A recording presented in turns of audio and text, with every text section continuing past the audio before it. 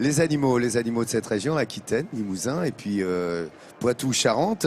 Et on était à l'instant avec le port. Tout à l'heure, on a vu une charolaise. Et cette fois-ci, Hélène, notre veto, a fait une découverte. Les chèvres des Pyrénées, c'est bien ça qui évidemment Oui. font partie de cette région Aquitaine. Vous voyez, hein, je m'attelle à vous montrer vraiment la diversité des espèces et des races ici, et en l'occurrence pour la région qui nous concerne. Et donc j'ai trouvé la chèvre des Pyrénées. Alors je dis j'ai trouvé parce que c'est une race à faible effectif, donc il y en a peu. Mais heureusement, on peut compter sur des éleveurs comme Clément. Clément, justement, votre credo, vous, ce sont ces races anciennes, ces races rustiques qui ont besoin d'être sauvegardées.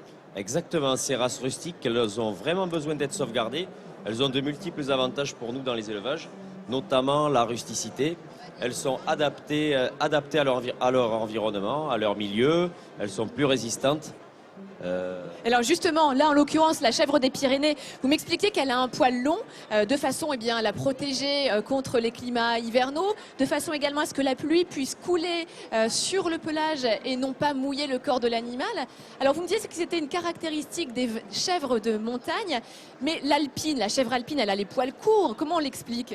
Alors les chèvres alpines ont les poils plus ras pour des raisons sûrement de sélection aujourd'hui. Parce que c'est une race qui a été beaucoup plus exploitée finalement, beaucoup plus utilisée dans les standards des élevages et donc on a sélectionné certains critères. Exactement, les critères ont été sélectionnés uniquement sur le lait afin d'être bien plus productives et bien plus rentables pour l'élevage industriel.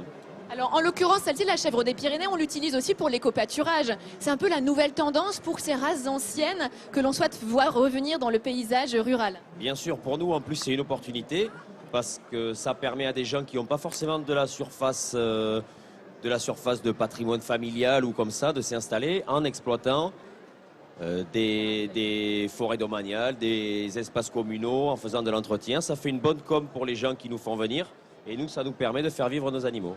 Eh bien, c'était un coup de projecteur sur la chèvre des Pyrénées. Une belle découverte, en tout cas, pour nous et pour Midi en France. Merci Hélène, merci la découverte des animaux, vos yeux, vos oreilles sur le salon, c'est Midi en France.